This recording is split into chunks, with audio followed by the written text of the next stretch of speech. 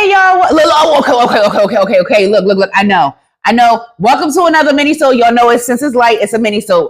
I know. Don't kill me. But y'all know I struggle with episode 3. So of course, mini-sode 3, I'm here. Y'all, I'm here. Bear with me. Come on.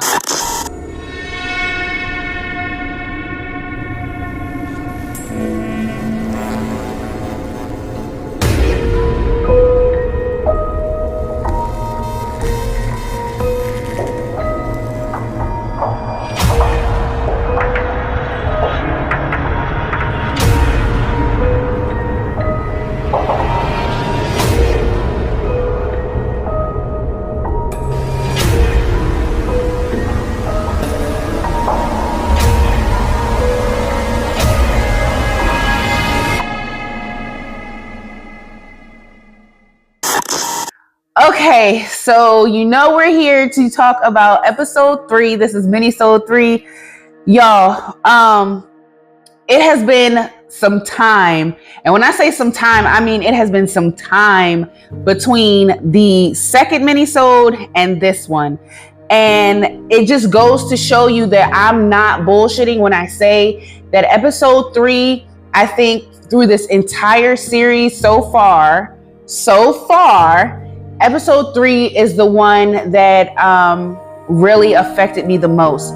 Episode 3 is really intense. So let's just go ahead and get into this mini-sode in regards to episode 3. Now, the first thing that I want to address is, why am I protecting him? Okay. So I don't know why people feel that I understand why people feel that I'm protecting him, because I did not use any identifying matters or any ways for people to properly identify him. I distorted his voice and I did not say his name or any other names that were involved in the situation or were involved with us or anything like that. I bleeped out everything. And so the reason being is simply because this shit is not about him. It's literally about me, you guys. I have notes that I took for the episode because, again, I'm offering my introspection to the episode, right?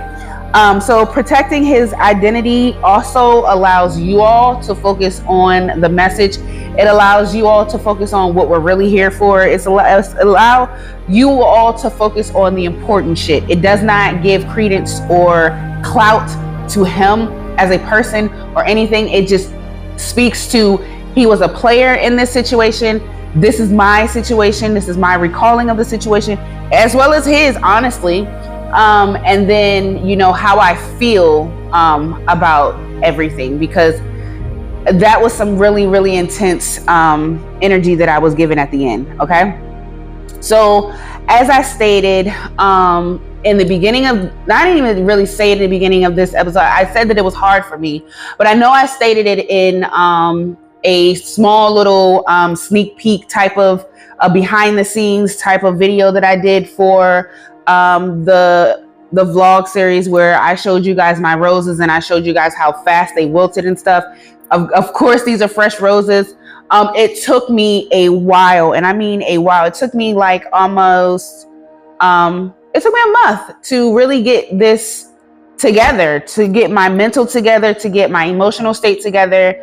Now, I wasn't crashing out or anything like that, but it was just something where I just did not want to address it. I did not want to face this part. I didn't want to do this at the moment. Now I'm like, okay, I'm cool. I've had a chance to sit on it. I've had a chance to dwell. I've had a chance to feel my emotions, not necessarily work through everything, but I've had a chance to feel. I've had a chance to allow the depressive bouts,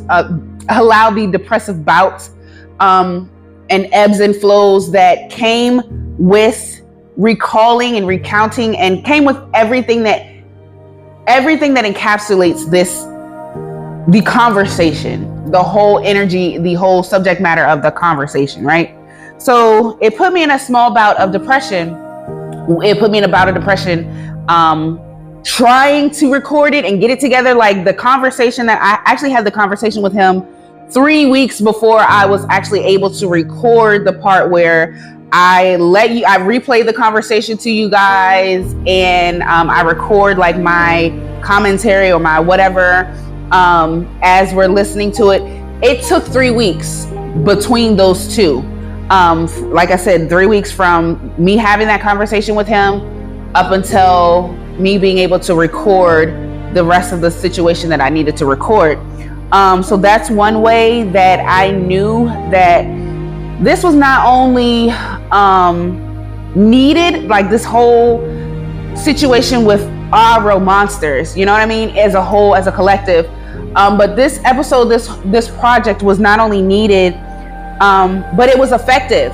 It showed me that, number one, this is one of the hardest things that I've ever had to do.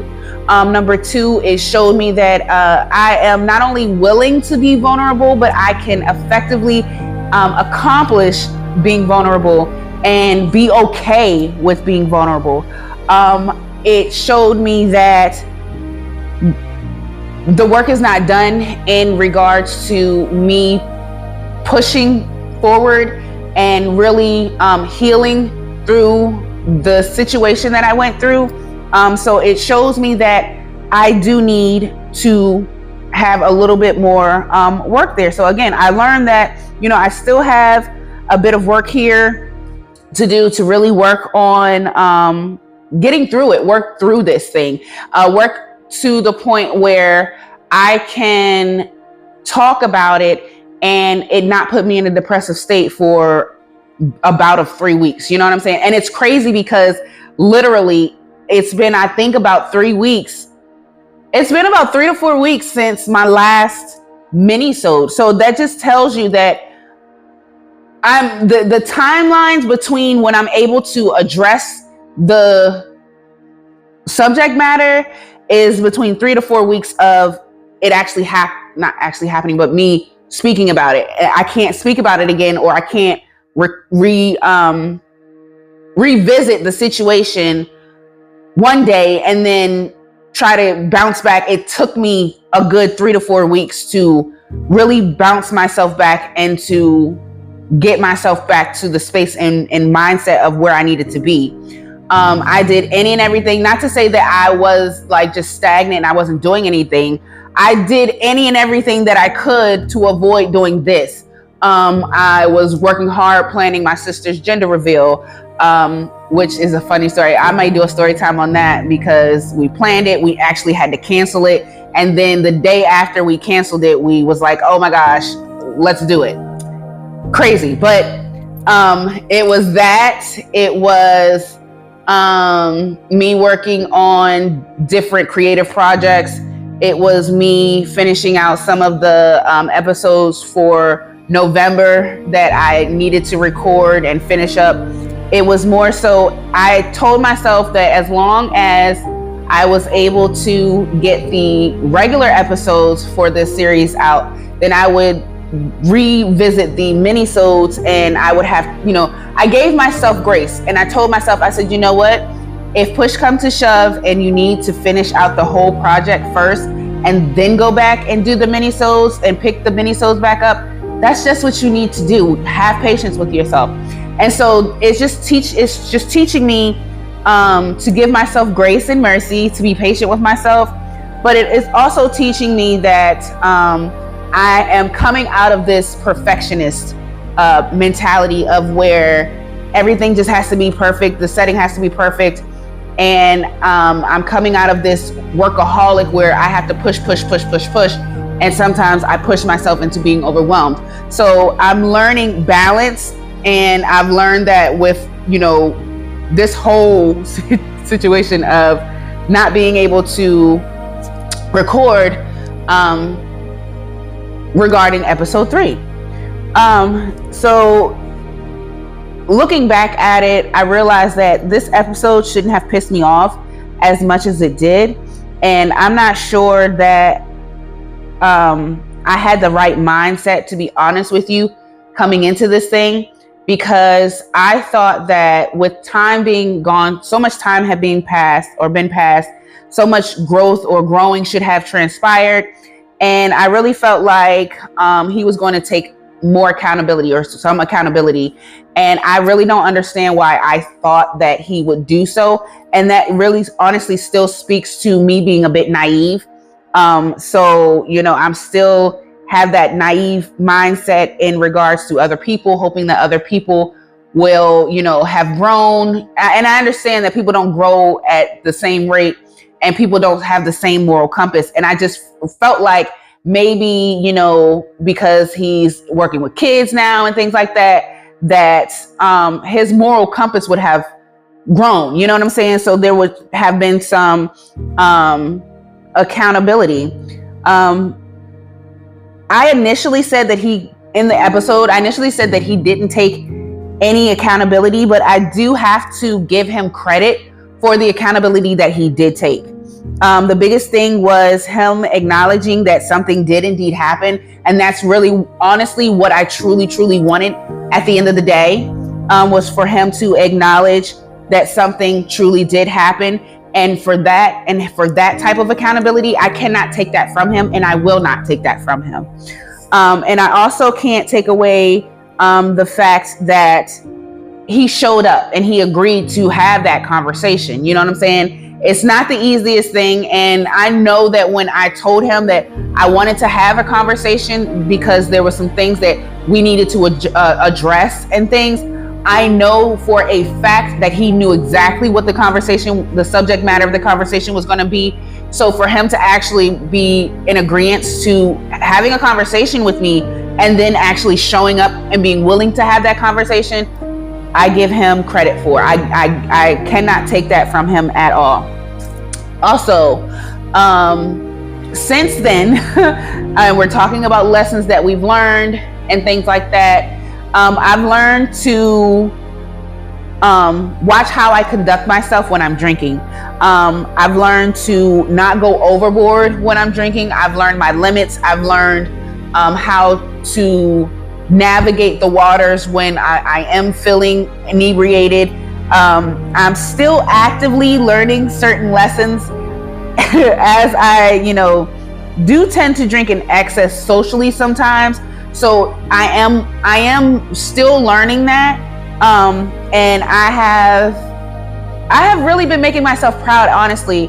And alcohol for some reason, it really doesn't really feel like it affects me in the same way as it used to. I feel like my tolerance ebbs and flows. I don't know why, but I really feel like my tolerance, it ebbs and flows. But I don't completely embarrass myself when I'm drinking anymore. When I was younger, man, I used to be hanging out of windows, used to be fuck the police out of windows when I was the police. Like, I was a bit wild, and I can imagine how it was, just dealing with me. And especially, and this was the biggest one for me too. The way I got wasted in Mexico a few years back was the last straw for me. It was the last straw for me to be crazy drunk. And I'm still to this day trying to live that situation down, the being drunk in Mexico, still trying to live that situation down. It's so funny because my best friend sent me a video of me on that drunken day in Mexico. And I was just like, yo, please just like delete that. Oh my goodness. But I just learned a lot about myself. I learned that I am still healing from things that have happened to me 19 to 20 years ago. And I am okay. I am okay in the space that I'm in. I am okay with where I'm at in my healing process, in my healing journey. I'm okay knowing that I still have some work to do. I'm okay with the fact that this project has shown me that I haven't healed as much as I thought that I had in regards to this situation, and that I will be owning in on and putting some more very intentional focus on healing this aspect of life and being able to continue to push forward and drive through and be a motivation and help to others. And I just wanted you guys to really actively see that I do struggle. Even though I am here and my purpose is to life coach and help people transform their lives. And I've helped so many people. I've changed so many people's lives already. And there's still more to come for me. But I just wanted everybody to be able to see that I still go through things too. I still struggle with some things that I have healed through and I have been working throughout the years. Healing is not a linear situation. It's going to have its ebbs and flows. Things are going to be, some things are going to affect you more so than other things. Like this incident affected me more than being molested. You know what I'm saying? So it's things where you have to give yourself grace, and you also have to give yourself patience. And I have not always been the best steward of giving myself grace and giving myself patience, but to see how I handled it here and how much grace and patience I gave myself here, I am really proud of myself. I really, truly am. So I think that's all that I really have to say about it. I really want to be able to start my work on, like I said, being super intentional on healing through this and working through this. So I'm not going to speak too much to what I know that I need to do. I'm just going to get out and do it. So I appreciate you guys for not only watching this episode.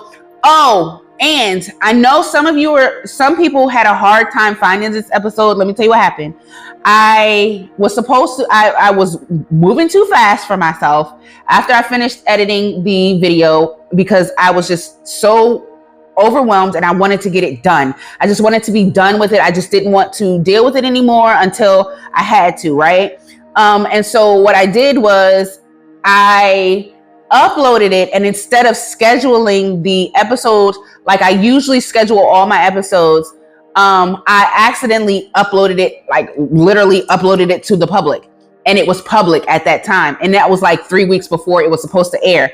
So I thought, okay, well, let me take that down. I pulled it. Only one person that saw it at that time.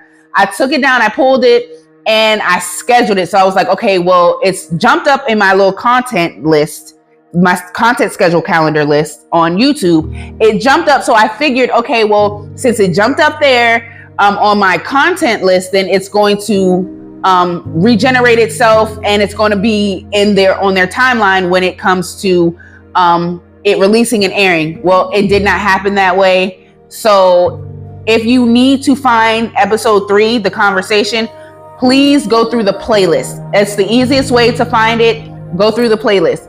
But until the next episode, y'all, I'm going to leave it here till the next episode. And next minisode, should I say. I will see you all next time. Bye.